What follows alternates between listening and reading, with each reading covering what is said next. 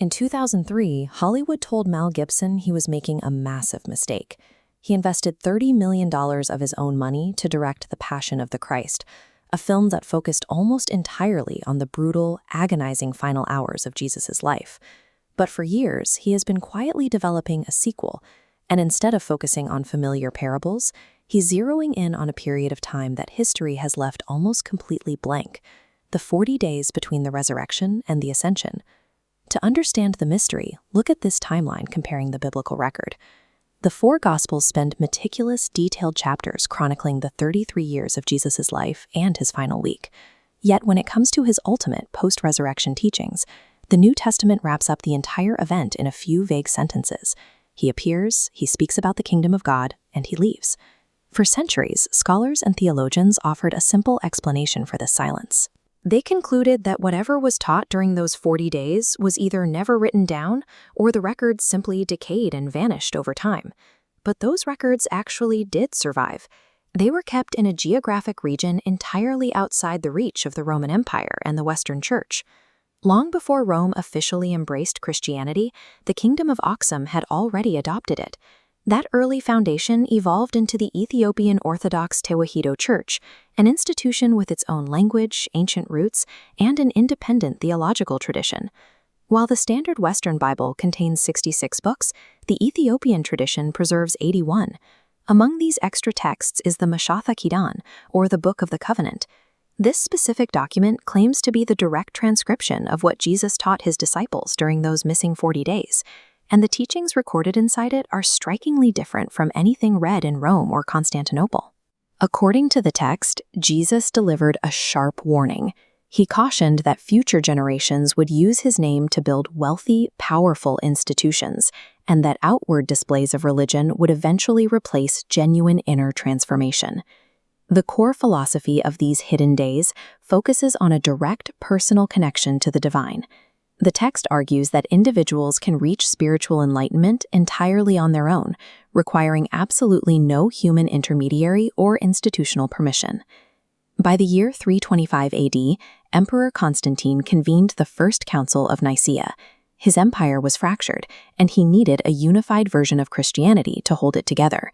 We can see the political problem by looking at this structural flowchart. The Roman Empire relied on a rigid pyramid, the emperor at the top, delegating authority down to bishops, and finally to the citizens. A religious text promoting a direct, independent connection to God actively dissolves that pyramid into a decentralized web, making the centralized hierarchy obsolete. As regional bishops formalized the official biblical canon, texts that emphasized personal spiritual autonomy, like the Book of the Covenant and the deeply mystical Book of Enoch, were systematically set aside. Rome was curating a library that supported a massive institutional structure. In doing so, the teachings of those 40 days were edited out of the Western narrative. Ethiopia, however, was thousands of miles away from the Council of Nicaea. They held on to these texts and refused to let later European missionaries rewrite their local traditions. They backed up that independence with military force. When Italy attempted to colonize it in 1896, Emperor Menelik II mobilized his army and crushed the Italian forces at the Battle of Adwa. That fierce sovereignty was matched by extreme geographic isolation. To protect their most valuable cultural assets, they built monasteries like Debre Damo on top of sheer, flat-topped mountain mesas, accessible only by climbing a leather rope straight up the cliff face. Safe inside these fortresses, generations of monks spent centuries doing one specific job, meticulously copying these ancient manuscripts by hand. This isolation served as an impenetrable shield. While foreign powers reshaped the religious landscape of Europe and the Middle East, the Ethiopian mountains kept the original texts safe from any outside editing. For over 1,000 years, Western scholars who heard about these extra books dismissed them.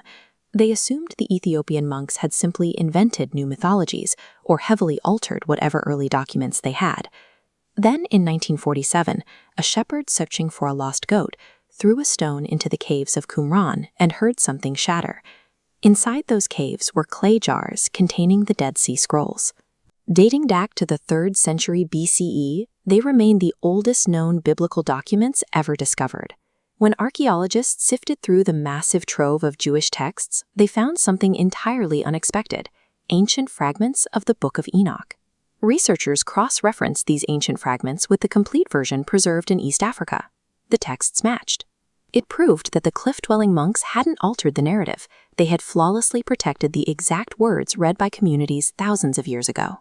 To this day, the Tewahedo Church continues to operate completely outside the need for Western validation.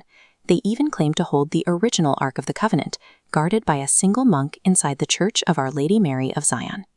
The teachings from those 40 days were never truly lost to time. They were simply hidden away.